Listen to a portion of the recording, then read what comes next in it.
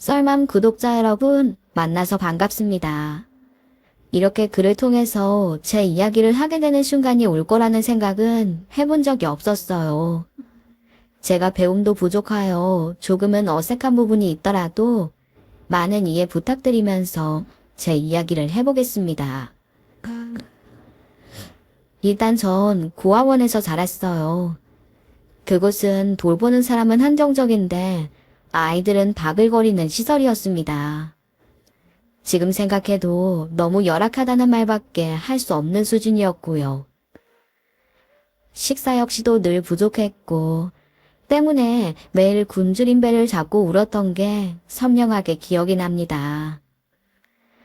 눅눅한 이불, 곰팡이가 가득한 천장, 따뜻하지 않은 물, 추위를 막아주지 못하는 조립식 건물까지 최악의 환경이었다고 할 수 있었네요. 하지만 그 무엇보다 고통스러웠던 건 제게 기억이 있었다는 거였어요. 뚜렷하지 않지만 고아원에 오기 전의 기억을 일부 가지고 있었어요.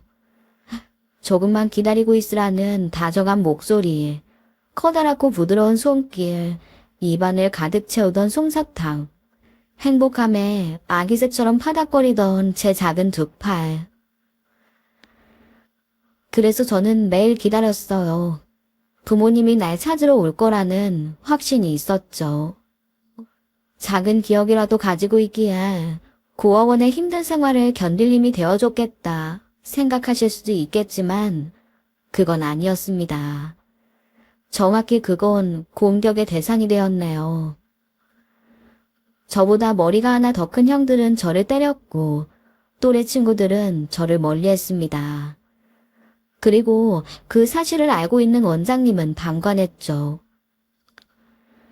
하지만 그렇게 된 원인의 중심에 있던 것은 어떤 아줌마였습니다. 정확히 그녀가 봉사활동을 하러 오는 사람인지 고아원 원장과 어떤 관계가 있는 사람인지 모르겠어요. 하지만 확실한 건 아이들을 선동해서 괴롭히는 걸 좋아했다는 겁니다. 처음 그 아줌마가 제게 관심을 보인 것은 목욕을 하다가 제가 걸고 있던 목걸이를 발견했을 때부터였어요. 동그란 펜던트가 달린 금목걸이였죠. 물론 당시에는 금인지 뭔지도 몰랐고 그냥 어린 시절부터 제가 하고 있었던 거라 꼭 간직하려고 했던 소중한 물건이었을 뿐이에요. 그런데 그 아줌마는 제게서 그 목걸이를 가져가려고 하더군요. 이에 저는 악을 쓰면서 싫다고 반항을 했었죠. 결국 지키긴 했지만 그 이후로 그 아줌마는 제게 시비를 걸기 시작했습니다. 하루는 가만히 있던 저를 일으켜 세우고는 친구들에게 말하더군요. 너희들도 얘가 특별하다는 거 알지? 너희들이랑은 달리 부모님이 데리러 온다고 하셨대잖아. 그래서 이 친구는 우리랑은 일부러 어울리지도 않는 것 같진 않니? 우리가 고아니까. 저는 그 말에 너무 당황해서 얼굴까지 빨갛게 돼요. 그게 아니라면 소리쳤어요. 하지만 아줌마는 저를 구석으로 밀어넣기 충분했네요. 아니긴 뭐가 아니야. 우리를 우습게 보는 거잖아. 너랑은 다른 고아들이라고 무시하는 거 아니야. 우리 그럼 이렇게 해볼까? 우리가 이번에는 이 아이를 무시하는 거야. 말도 걸지 않고 이야기도 하지 않는 거지. 왜? 그래야 우리 기분을 알 수 있을 테니까. 어때? 그 아줌마는 못된 아이는 똑같은 벌을 줘야 한다고 늘 이야기했었습니다. 누군가를 때리면 그만큼 맞아야 한다. 뭔가를 훔치면 가장 소중한 것을 빼앗아야 한다는 말을 버릇처럼 했었네요. 그런데 갑자기 그 대상이 제가 되면서 고아원의 분위기는 이상해지기 시작했어요. 제가 뭔가를 잘못했나 이런 생각을 했지만 전 겨우 7살에 불과했었어요. 설령 잘못을 했다고 하더라도 어린 아이일 뿐이었죠. 지금 생각해도 그건 일종의 재미였던 것 같습니다. 그저 전 잘못 걸린 것뿐이었던 거예요. 왜냐하면 그 고아원에는 저처럼 부모를 기다리는 다른 친구들도 몇 있었고, 실제로 몇 명의 친구들은 부모님이 정기적으로 방문하기까지 했으니까요. 어쨌든 그날 이후로 고아원에서의 제 생활은 지옥이나 다름없었습니다. 아무도 절 상대해주지 않았고 제 밥에는 흙이 가득 뿌려지기도 했어요. 원장님은 모든 게 제 잘못이라고 했습니다. 아줌마의 주도하에 아이들은 점점 더 저를 심하게 괴롭혔죠. 요즘에 TV를 틀면 그런 말이 나오더군요. 아이들을 손으로 때리거나 체벌하지 말라고 말입니다. 저는 제가 때린 것은 아니지만 맞아보니 그 말의 의미를 알 수 있었어요. 누군가를 때리는 것은 중독입니다.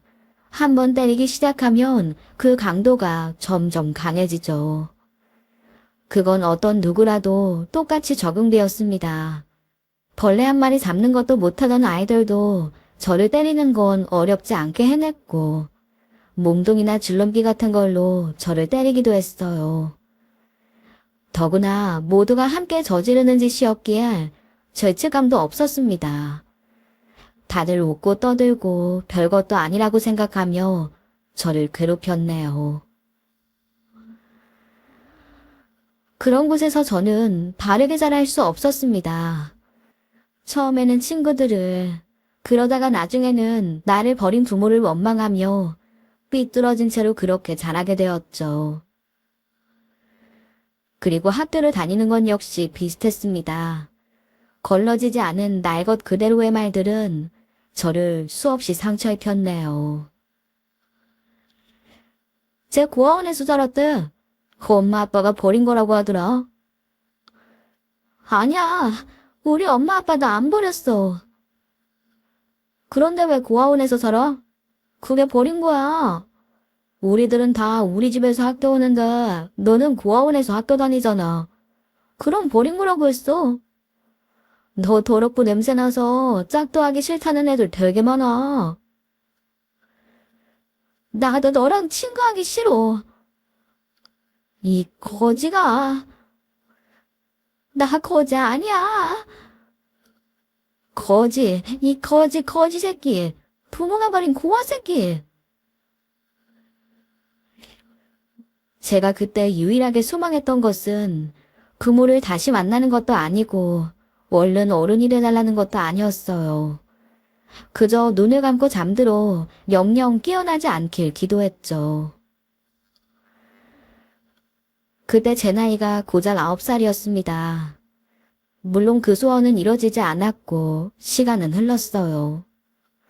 죽을 용기도 없고 그렇다고 애들에게 맞설 용기도 없어 그저 매일을 누군가의 폭력에 시달려야 했죠. 그러다가 어느 날 제게 기회가 주어졌습니다. 대학생인지 어떤 모임에서 봉사를 나왔고 고아원 뒤에서 맡고 있는 저를 그 형이 보게 된 거였죠. 형은 그 뒤로 한 달에 한 번씩 고아원에 와서는 제게 말을 걸기 시작했어요. 몇 살? 이야기 들어보니까 중학교 3학년이라고 하던데 맞아? 됐어요. 됐으니까 더는 말 걸지 마세요. 좀 친해지고 싶어서 그래, 응? 그러니까 저 말고 다른 애들이랑 친하게 지내세요. 저 신경 쓰지 말고요. 역겨우니까. 정확히 기억나진 않는데 대충 이런 식으로 대꾸를 했어요. 아마 더 심한 욕도 섞었을 겁니다. 그때 저는 여전히 약해 빠진 인간이었지만 온몸에 가시를 세우고 사람들과 어울리지 않았었어요.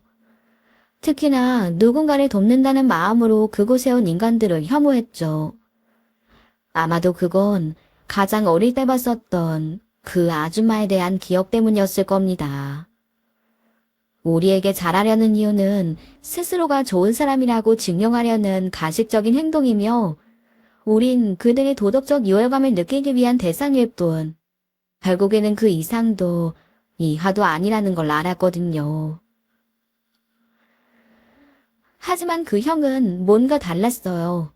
오히려 더 끈질기게 저를 찾아왔네요. 나 여기 또 왔다. 나 혼자 와서 너무 심심해. 같이 놀아줄 수 있어? 응? 왜 이래요? 제발 저한테 관심 좀 꺼주세요. 제가 불쌍해서 그래요? 그럼 차라리 값싼 동정 말고 돈이나 주지 그래요. 여기서 하루라도 빨리 탈출하고 싶으니까. 그건 여기서 무작정 나간다고 해도 문제야. 졸업을 해야 일단은 다 똑같은 소리뿐이죠. 졸업을 해야 된다. 사람 구실을 할 나이가 되어야 한다. 근데 웃긴 게 뭔지 알아요? 그렇게 당연한 것들이라면서 왜 부모는 그걸 못해서 여기에 버렸는가거든요. 적어도 졸업하고 사람 구실 제대로 할 때 버리든가. 야, 이 형도 다 알아. 네 마음이 어떨지 다 알고 있어. 알긴 뭘 알아. 좋은 부모 밑에서 대학까지 들어가서 봉사활동하면서 도덕적 우월감이나 채우러 온 주제. 앞으로 두 번 다시 나한테 말 걸지 마세요. 이게 끝인 줄 알았습니다. 그런데 그 형은 이후로도 저를 계속 찾아왔고 그러다가 끔찍한 광경을 마주하게 되었죠. 어느 날과 다를 건 없었지만 더는 맞고 싶지 않아서 반격했던 날이었습니다. 고아원 아이들이 저를 둘러싸고 흙이나 모래를 던지고 있었는데 저와 또래인 친구가 쇠막대를 가져와서 저를 향해 휘두르기 시작했네요.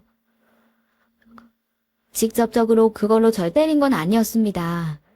하지만 제가 계속 반항을 하자 그걸 반쯤 구부린 뒤에 쉬지 않고 구부리고 펴고를 반복하더군요. 그러자 그 구부려진 끝이 뜨거워지기 시작했고 제 몸을 지지기 시작했던 겁니다. 그것은 머릿속이 하얗게 된다는 말이 뭔지 정확히 알 정도의 고통이었어요. 손이 덜덜 떨려오고 뜨겁다는 말을 하기도 전에 눈이 뒤로 넘어가는 느낌이었죠. 그리고 그걸 멈춘 것이 바로 그 형이었습니다. 정신을 잃기 전 소리를 지르며 아이들을 쫓아버리고 원장실에서 핏대를 세우며 따지는 걸 보았네요. 그리고 다시 깨어났을 때는 시내 병원이었어요. 형은 깨어난 제 손을 잡고는 힘겹게 입을 열더군요. 미안해.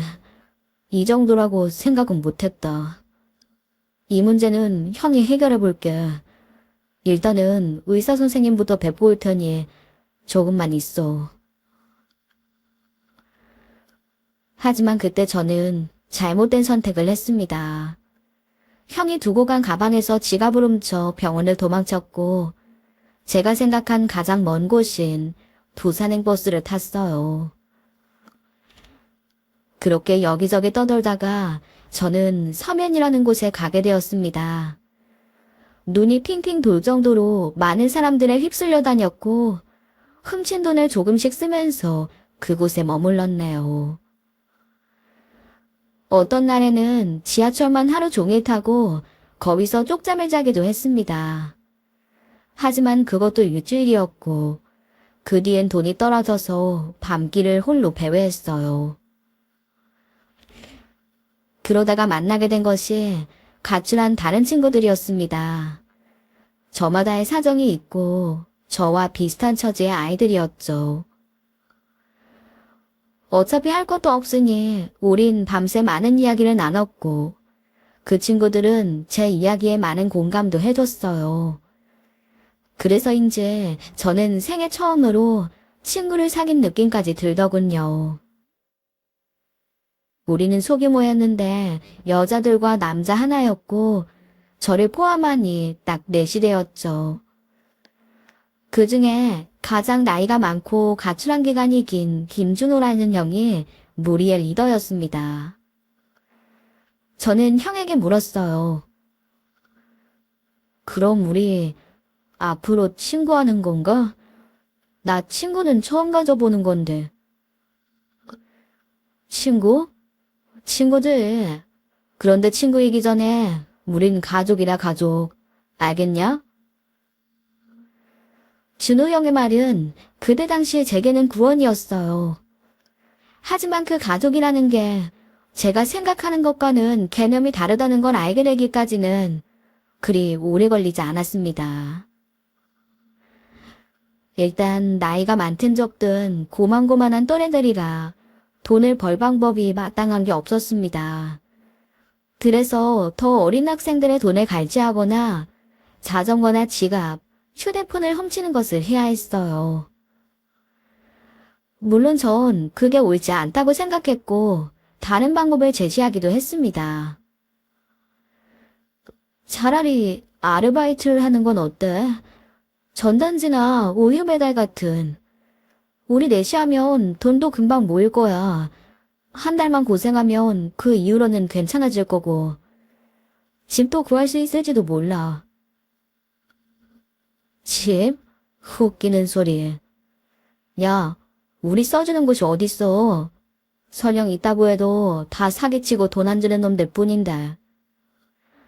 됐고, 우리랑 같이 생활하려면 너도 당연히 해야 되는 거야. 하지만 형. 시끄러워. 처음이라고 이런 일 해본 적 없다고 몇 번 빼준 거야. 고상한 척 적당히 해. 어차피 너 그 돈으로 밥 먹었으면 너도 공범이거든. 시집 와서 순진한 척 하지 말라고. 하지만 저는 좀처럼 실력이 늘지 않았어요. 뭔가를 훔칠 때도 심장이 목구멍 밖으로 기어나올 것 같이 긴장하곤 했습니다. 때문에 표정도 행동도 이상해서 사람들은 그런 저를 보고 늘 경계를 했죠. 그렇게 일을 그르친 날에는 가족이라고 늘 입버릇처럼 말했던 준호 형도 폭력을 일삼았네요.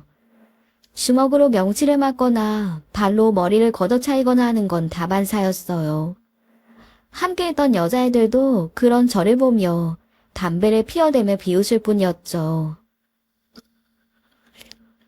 그러다가 하루는 너무 아파서 공원 한쪽에 웅크린 상태로 있었는데 어떤 남자분이 제 곁으로 오더군요. 그리고는 아주 조심스럽게 물었습니다. 혹시 집을 나온 거야? 밥은 먹었니? 고개를 들어보니 저와 비슷한 나이의 남학생이 걱정스러운 얼굴로 절 바라보고 있었어요. 그날은 유독 추운 날이었고 꽤 오래 굶어서 자존심은 상했지만 배가 고프다고 말했네요. 그럼 내가 햄버거 사줄게. 나도 돈은 많이 없어서 더 비싼 건 못 사줘. 허겁지겁 식사를 하면서 그 사람이 저보다는 2살 위의 형이라는 걸 알게 되었습니다. 잘 다려진 교복에 고생한 티 없는 그 얼굴을 보니 어쩐지 화가 치밀더군요. 그때 저 역시도 삐뚤어진 인간이었기에 그랬던 것 같아요. 형은 아주 조심스럽고 부드럽게 고아원에 들어가라고 저를 설득하고 있었기에 더욱 화가 났던 것 같네요. 그래서 전 싸늘한 목소리로 말했죠. 아무것도 모르면서 함부로 말하지 마세요. 고아원이라는 곳이 어떤지 알고 말하는 거예요? 제가 오죽하면 거길 나와서 이렇게 살겠냐고요. 나도 알아. 형도. 뭘 알아요? 혹시 드라마 봤어요? 현실이랑 구분 좀 하세요. 이거 먹을 거 주니까 뭐라도 되는 줄 아는 모양인데 선 넘지 말라는 겁니다. 도덕적 우월감 다 느끼셨으면 전 이만 갈게요. 저는 일어나서 그 자리를 빠져나와 빠른 속도로 걸었습니다. 그런데 뒤에서 누군가 쫓아오는 소리가 났고 그 형은 자신이 입고 있던 점퍼를 제 어깨 위에 걸치며 말하더군요. 도덕적 우월감 아니고 동정도 아니야. 동질감이야. 나도 고아원 출신이거든. 후회할 짓은 절대로 하지 마. 알았어? 내가 고아원으로 다시 돌아가라고 한 건 다른 애들이랑 어울리면서 소년원이나 들락거리게 될까봐 그러는 거야. 절대 그러지 마. 나도 후회하니까. 평생을 후회할 거고. 부모가 고아원에 널 버렸다고 너까지 널 버리지 말란 뜻이야. 알았냐? 저는 그 말에 말문이 막혔고 돌아서서 떠나는 형의 뒷모습을 멀찍이 바라보기만 할 수밖에 없었습니다. 솔직히 전 그 말에 묵직하게 한 방 맞았으면서도 아무렇지 않은 척 애써 부정하려고 했어요. 결국에는 운이 좋아서 입양 가서 잘 살고 있는 주제라며 오히려 그 형을 속으로 비난했죠. 왜 그랬을까? 왜 나는 삐뚤어진 걸까? 저 역시도 혼자 생각은 하긴 했습니다. 생각해보면 그땐 그랬던 것 같아요. 그렇게 세상에 사람들에게 나를 세우지 않으면 못 견딜 상태였기 때문이 아닐까요? 그렇게 저는 형의 경고에도 다시 준호 형 그룹과 어울리기 시작했어요. 오히려 이전보다 더 양심의 가책 없이 살았던 것 같아요. 저보다 어린 학생들의 돈도 빼앗고 담배에도 손을 대기 시작했네요. 그렇게 새날이 지났을 무렵 하루는 길을 걷다가 낯선 사람을 또 만나게 되었습니다. 하필 그게 경찰이었던 게 문제가 되었죠. 그 사람이 절 다른 사람으로 착각했고 정말 몇 마디 나눈 것도 아니었어요. 저를 친동생으로 잘못 봤다고 하더군요. 그러면서 제가 어디서 왔는지 묻기 시작했습니다. 아무래도 제가 사투리를 쓰지 않고 어려 보이니 관심을 보인 거죠. 저는 당연히 짜증을 섞어 말했어요. 그쪽에 알 거 없잖아요. 가던 길 가세요. 네? 가출 청소년도 내가 할 일이거든. 이름이 뭐야? 아저씨는 다 너 걱정이라니까. 아이씨, 그러니까 걱정하지 마시라고요. 알아서 잘 사니까. 저한테 왜 그러시는데요? 저는 손을 신경질적으로 뿌리쳤습니다. 경찰은 순간 움찔하더니 체념한 듯 입술만 깨물더군요. 그리고는 제 손에 10,000원 3장을 쥐어줬어요. 그리고는 제 어깨를 툭툭 치며 말했네요. 그 나이에는 다 그래. 근데 나이가 아무리 어려도 행동에는 책임지고 살아. 나쁜 짓은 절대로 하지 말고. 정말 내 동생 같아서 그래. 알았지? 참, 그땐 저도 어렸습니다. 그런 말을 듣고도 손에 쥔 3,000원으로 담배를 피울 생각에 신이 나서 준호 형을 찾아갔죠. 그런데 도착한 공원의 분위기는 좋지 않았어요. 준호 형과 여자애들이 다른 형들과 이야기를 나누고 있었고 제가 갔을 때 저를 돌아보는 눈빛은 살벌하더군요. 준호 형은 제게 성큼성큼 다가와서 따져 물었습니다. 너 경찰이랑 얘기했다며? 여기 애들이 너 봤다 그러던데? 아니, 날 동생으로 착각했다면서. 그리고는 나한테 돈까지 줬다니까? 형은 제 말은 제대로 듣지도 않고 멱살을 움켜잡으며 우르렁거렸죠. 너 우리 가출한 거 입 털었지? 저 절대로 아니야. 진짜요. 내가 그걸 왜 말해? 나도 고아원 다시 돌아가기 싫어. 아니게 뭐가 아니야. 소심해서 매번 벌벌 떨긴 하는 놈 받아줬더니. 저번에 어떤 형이 너에 대해서 물은 적도 있었고 너 찾는 인간들이 있어서 아무래도 신경 쓰였는데 이젠 경찰까지? 이제 내가 아주 만만하지. 야, 얘 잡아. 처음 맞으면 입을 열겠지. 제가 변명도 하기 전에 주먹이 명치로 날아왔습니다. 그리고 형은 저를 협박하며 말했어요. 너 돈 가진 거 다 내놔. 그 옷도 내놓고. 그리고 너 목에 걸고 다니는 그것도 놓고 나가. 그럼 너 내가 안 죽이고 살려줄 테니까. 형, 이게 어떤 건데?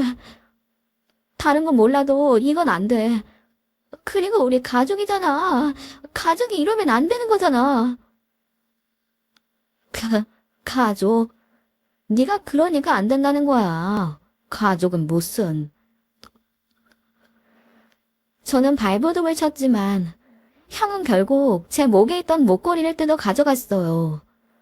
저는 울면서 소리를 지르는 것 말고는 방법이 없었습니다. 그런데 바로 그때 제게 돈을 쥐어줬던 경찰이 뛰어왔고 인기척을 느낀 무리는 바퀴벌레처럼 사방으로 흩어져 도망치기 시작했죠. 하지만 준호 형이 그 자리에서 붙잡히면서 문제가 커지고 말았습니다. 후드티에 모자를 경찰에게 잡히자 들고 있던 무기로 경찰을 위협하기 시작했거든요. 때문에 저를 도와주려던 그 경찰은 손등을 크게 다쳤고 피가 정말 많이 나고 있었죠. 저는 50m쯤 떨어져서 고민했습니다. 찰나의 순간이었지만 거리에서 만나 제게 따뜻한 말들을 해주었던 형들의 말이 스쳐 지나갔어요. 부모가 버렸다고 나 스스로를 버리지 말아라. 행동에는 책임을 지고 살아라. 그래서 저는 달려가서 준호 형의 팔을 잡고 매달렸네요. 제게 입에 담지도 못할 욕을 하며 저를 때렸지만 저는 이를 꽉 깨물고 그 상태로 계속 버텼습니다. 물론 후회도 되었어요. 이대로 경찰서로 잡혀 들어가는 순간 어떻게 될지 훤히 보였기 때문입니다. 고아원으로 다시 돌아가 지옥 같은 삶을 살아가야 하는 것은 물론이고 이전보다 더 끔찍하게 구타당할 것도 알았죠. 그래도 딱 한 가지 더 나은 것은 제 목걸이를 찾을 수 있다는 희망이었네요. 실제로 주도형과 전 경찰서 유치장으로 일단 들어갔어요. 들고 있던 물건들은 모두 빼앗긴 상태로 말입니다. 그리고 거기엔 제 목걸이도 있었죠. 저는 그걸 돌려달라고 말했습니다. 하지만 신경은 이렇게 말하더군요. 지금 너네 소지품에서 나온 것들 중에 다른 사람 지갑이며 신분증 있으록이야. 이게 네 거라고? 그것도 다 조사해보면 나와. 제 거라고요. 저 그거 없으면 못 살아요. 그건 정말로 훔친 거 아니라고요. 조용히 해. 여기 소리 지르고 그런 것 아니야. 상황 파악 안 돼. 어린 놈들이 감히 경찰을 찔러. 아무리 철이 없다고 해도 그런 짓은 범죄야, 범죄. 아저씨 제발요. 그건 제 거 맞아요. 어릴 때부터 제가 하고 있었어요. 저는 구석에 쪼그려서 눈물을 터뜨렸습니다. 이대로 정말 영영 목걸이를 잃어버릴 것 같은 생각에 두려워졌어요. 그런데 몇 시간 정도 지났을까? 손에 붕대를 감은 경찰이 안으로 들어섰습니다. 유치장 앞을 지키는 경찰과 뭔가 대화를 하더니 저를 향해 다가오더군요. 일단은 그때 고마웠다. 근데 너 이 목걸이 정말 네 거야? 저는 몸을 떨면서 말했습니다. 제발 돌려주시라고요. 제 거 맞아요. 어릴 때부터 하고 있었고. 제가 잘못했어요. 그니까 제발요. 다시 고아원으로 가라고 하면 가고 소년원 들어가라고 하면 그럴 테니까 그것만이라도 돌려주세요. 진짜 그거 훔친 거 아니거든요.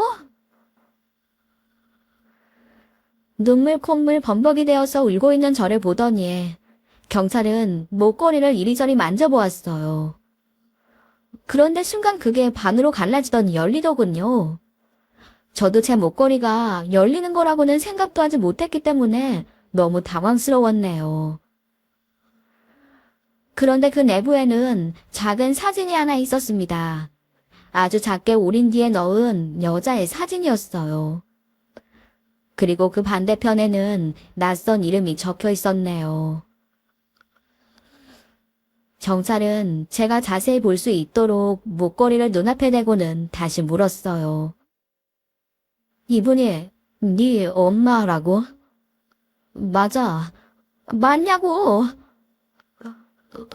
몰라요. 근데 제 기억에는 다른 분이었던 것 같은데. 이유는 모르겠는데 그때 눈물이 쏟아져 나오면서 목소리가 더는 나오지 않았습니다. 그저 그 목걸이를 움켜쥐고는 눈물만 흘렸죠. 제가 버려진 순간부터 그 목걸이를 걸고 있었다는 것만 알고 있었습니다.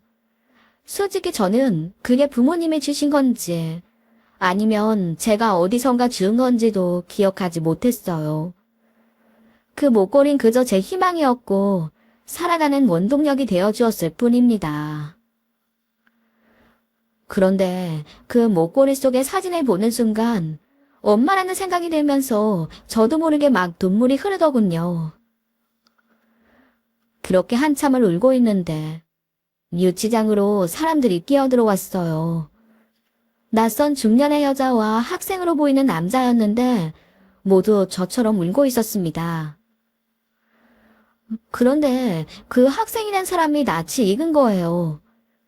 그 사람은 바로 제게 햄버거를 사주고 옷까지 벗어주었던 그 형이었습니다.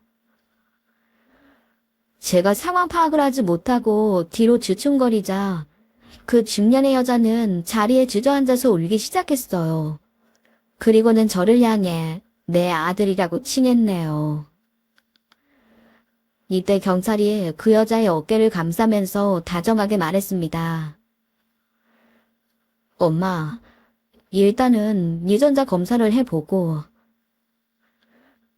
검사할 것도 없다. 내 아들이 맞아. 엄마는 알 수 있어. 엄마는 다 알아. 근데 저는 못나게도 그 순간 다른 형제들이 있다는 게 불쾌하게 느껴졌습니다. 꼭 나만 버려진 것 같다는 생각이 들었거든요. 하지만 유치장에서 나간 후에 모든 사실을 알게 되었죠. 제게 햄버거를 사줬던 그 형도 경찰인 그 사람도 모두 어머니가 입양을 했다는 걸 말입니다. 제가 태어날 무렵 아버지의 사업이 망했고 가족들이 뿔뿔이 흩어져 도망치게 되었다고 해요. 그 와중에 아버지가 고아원에 저를 맡기고는 극단적인 선택을 하면서 어머니는 그 사실 자체를 늦게 알았다고 합니다. 뒤늦게 여기저기 고아원을 수소문했지만 그 과정에 제가 입양을 갔다는 걸 알게 되었다고 하더군요. 이건 나중에 알게 된 것인데 제 흐린 기억 속에 있던 부모님은 저를 파양했던 사람들이었던 겁니다. 아이가 생기지 않아서 입양을 했는데 임신을 하게 되면서 절 다시 고아원으로 보냈다고 해요. 그 덕에 전 이름도 나이도 모두 바뀌어 제 행방 자체를 찾을 수 없게 됐던 거죠. 그때부터 어머니는 고아원을 드나들며 봉사활동을 하게 되었다고 해요. 그때 2년이 닿은 어린 아이들 셋을 차례로 입양했던 겁니다. 어머니는 그 일을 들어 이렇게 말씀하셨죠. 내가 이 아이들을 잘 키우면 너도 어디선가 잘 클 수 있지 않을까. 내가 더 사랑해주면 너도 사람들에게 사랑받으면서 자랄 수 있지 않을까 생각했어. 내가 좀 더 빨리 널 찾았어야 했는데 포기해서 미안하다. 정말 미안해. 어머니가 저렇게 말했다고 해서 형편이 좋은 것도 아니었습니다. 작은 미용실을 운영하면서 번 돈을 고스란히 자식들을 위해 쓴 거였죠. 그런데 정말 드라마 같은 일은 하나 더 있었어요. 대학을 다닌다는 그 형이 저희 고아원에서 저를 끈질기게 쫓아다니던 바로 그 사람이었던 거죠. 제가 병원에서 지갑을 들고 도망갔던 그 형이요. 뒤늦게 소식을 듣고 달려온 그 사람을 봤을 때 형은 아무 말도 없이 저를 안아줬고 저는 미안하다고 말했습니다. 그런데 형은 도리어 이렇게 말하더군요. 잘했다. 그날 네가 여기로 안 왔다면 영영 모를 뻔했잖아. 내 지갑 잘 훔쳤어. 잘 도망갔어. 정말로. 정말로 그렇게 생각해? 앞으로는 훔치면 혼나. 그래도 잘 왔어. 정말 잘 왔다. 서로 웃고 울고 위로하는 그 상황 속에서 저는 진짜 가족이라는 따뜻함을 느낄 수 있었습니다. 다만 그 뒤에는 좀 바빴어요. 서류 정리도 해야 했고 유전자 검사까지 진행했네요. 사실 지금까지의 제 이야기, 증거도 없고 얼굴도 모르는 사람이 짓거리는 말들이니 믿지 못하실지도 모르겠습니다. 아마 제가 지나가다 들었어도 믿지 못했을 거고요. 하지만 형들은 제가 아닌 사람들에게도 그렇게 따뜻했고 오히려 압축한 것이지 실제로 전 더 많은 사람들의 도움을 받았어요. 분식점 아주머니는 제게 돈을 받지 않았고 한 할아버지는 제게 장갑을 벗어주셨죠. 그리고 저보다 훨씬 어린 여자아이는 공원에서 떨고 있는 저에게 본인의 목도리를 주고 갔었습니다. 저한테 욕을 하면서도 집으로 돌아가라고 눈물 짓던 아주머니, 술에 취해서 비틀거리면서 붕어빵 한 봉지를 사서 주고 가던 아저씨도 있었네요. 못나게도 세상을 탓하고 사람들을 증오하면서도 저는 그분들 덕에 세상을 살아낼 수 있었던 겁니다. 그리고 덕분에 제 가족도 만나게 되었고요. 어떻게 보면 핏줄도 아니고 딱히 유대감도 없지만 모두가 같은 아픔을 가지고 이해해주는 진짜 가족 말입니다. 그 뒤로 시간이 많이 흘렀어요. 다른 가족들처럼 함께 놀고 여행도 다니고 싸우기도 하면서 컸는데 시간이 훌쩍 가더라고요. 제가 실제 나이가 95년생이니 30을 앞두고 있고요.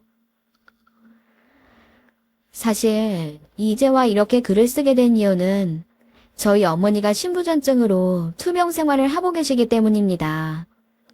형들도 저도 모두 검사해받았는데 다행히 경찰인 큰형과 제가 이식에 적합하다고 판단이 났어요.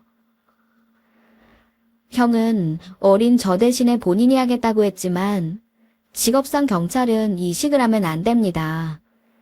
공무원 채용 기준에 신장 기증자는 안 된다고 적힌 걸 보면 도중에는 가능할지 몰라도 불이익이 있을 것은 자명한 일이죠. 물론 어머니는 누가 되더라도 죽어도 받지 않겠다고 하셨어요. 하지만 저는 당연히 제가 할 생각입니다. 사실 이 채널은 제가 아니라 어머니가 병원에서 자주 들으시는데 그래서 이렇게 용기 내서 글을 쓰게 됐어요. 이 글을 통해서 어머니에게 꼭 하고 싶었던 말을 하고 신장 이식을 받아달라고 설득하고 싶었거든요. 그러니까 엄마, 지금부터 제가 하는 이야기에 꼭 마음 열고 들어주세요. 엄마, 저 현성입니다. 솔직히 저 가족들을 찾고도 그렇게 잘 살진 못했어요. 형들은 어머니 잘 모시고 싶다고 각자 노력도 하는데 전 과거에 얽매인 상태로 살았던 것 같아요. 아마도 그건 일종의 회피였던 것 같아요. 제가 잘 자라지 못했다는 걸, 배움이 짧았다는 걸 인정하고 싶지 않아서 그 뒤로 숨은 거죠. 왜 사람들은 읽기로도 거짓말을 한다고 하잖아요. 본인만 읽을 텐데도 혹시나 하는 생각에 말이에요. 그리고 저도 그랬던 것 같아요. 온전히 저 혼자만 불행하다고 믿으려고 했던 거죠.